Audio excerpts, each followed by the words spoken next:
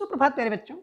आज हम कक्षा 7 की मुख्य पाठ्य पुस्तक बसंत भाग 2 का 13वां पाठ एक तिनका इस कविता का प्रश्नाभ्यास हल करेंगे, जो कि सुप्रसिद्ध कवि अयोध्या सिंह उपाध्याय हरिऔध द्वारा रचित है। अब प्रश्न संख्या 1 देखें। नीचे दी गई कविता की पंक्तियों को सामान्य वाक्यों में बदलिए।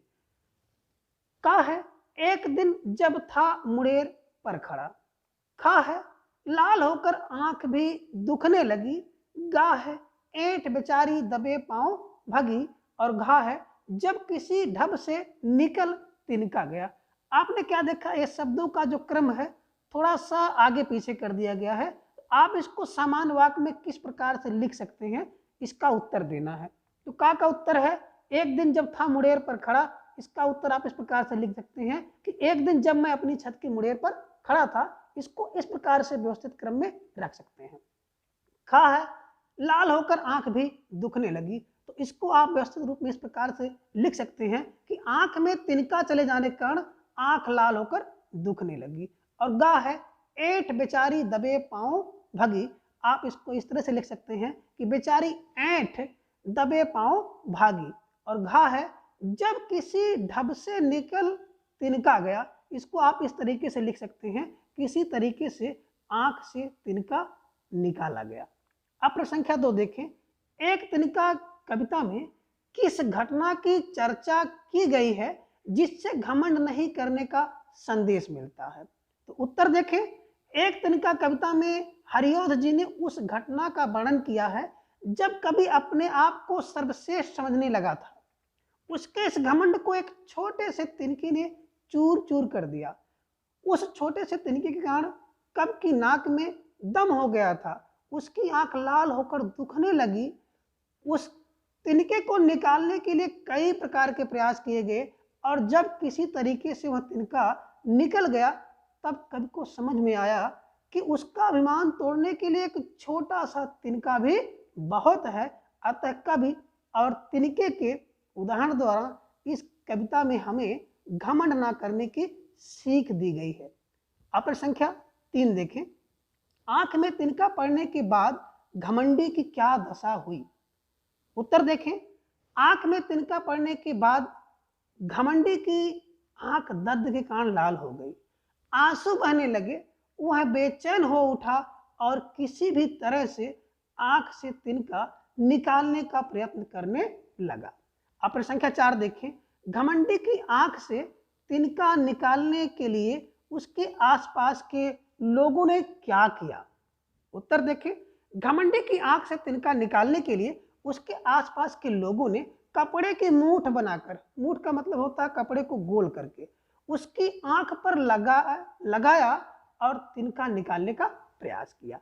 अब प्रश्न संख्या 5 देखें। एक तिनका कविता में घमंडी को उसकी समझ ने चेतावनी दी। ऐंठता तो किस लिए इतना रहा, एक तिनका है बहुत तेरे लिए। इसी प्रकार की चेतावनी कबीर ने भी दी है। तिनका कबहू न निंदिए, पांव तले जो होए, कबहू उड़ी आंखिन परे, पीर घनेरी होए। इन दोनों में क्या समानता है और क्या अंतर है, लिखिए। उत्तर देखिए। इन दोनों वाक्यांश में यह समानता है कि दोनों में ही तिनके के उदाहरण द्वारा यह समझाने का प्रयास किया गया है कि एक छोटा सा तिनका भी मनुष्य को परेशानी में डाल सकता है। इन दोनों वाक्यांश में यह अंतर है कि जहां कवि हरिऔध जी ने हमें स्वयं को सर्वश्रेष्ठ मानकर घमंड ना करने की सीख दी है, वही कबीर जी ने हमें किसी को भी तुच्छ ना समझने की सीख दी है। अर्थात किसी को अपने से कम समझकर उसकी निंदा नहीं करनी चाहिए। आगे देखिए भाषा की बात। प्रश्न संख्या 6। किसी ढब से निकलना का अर्थ है किसी ढंग से निकलना। ढब से जैसे कई वाक्यांश से आप परिचित होंगे, जैसे धम्म से वाक्यांश है, लेकिन ध्वनियों में समानता होने के बाद भी ढब से और धम्म से जैसे वाक्यांशों के प्रयोग में अंतर है। धम्म से, छप से इत्यादि का प्रयोग ध्वनि द्वारा क्रिया को सूचित करने के लिए किया जाता है। तो नीचे कुछ ध्वनि द्वारा क्रिया को सूचित करने वाले वाक्यांश और कुछ अधूरे वाक्य दिए गए हैं। उचित वाक्यांश चुनकर वाक्यों के खाली स्थान भरिए। अब देखिए, आपको दिख रहा है छप से, टप से, थर्र से, फुर्र से और सन्न से। अब आपको जो वाक्य मिलेगा उसमें खाली जगह रहेगी।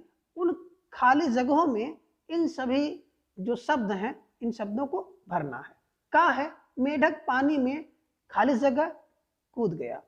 खा है, नल बंद होने के बाद पानी की बूंद खाली जगह चू गई। अब गा देखिए, शोर होते ही चिड़िया, इसके बाद खाली जगह है, क्या भरा जाएगा, उसके बाद है उड़ी।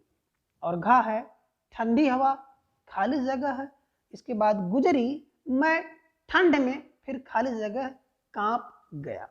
अब उत्तर देखें, मेढक पानी में जो खाली जगह था उसमें भरा जाएगा छप से कूद गया।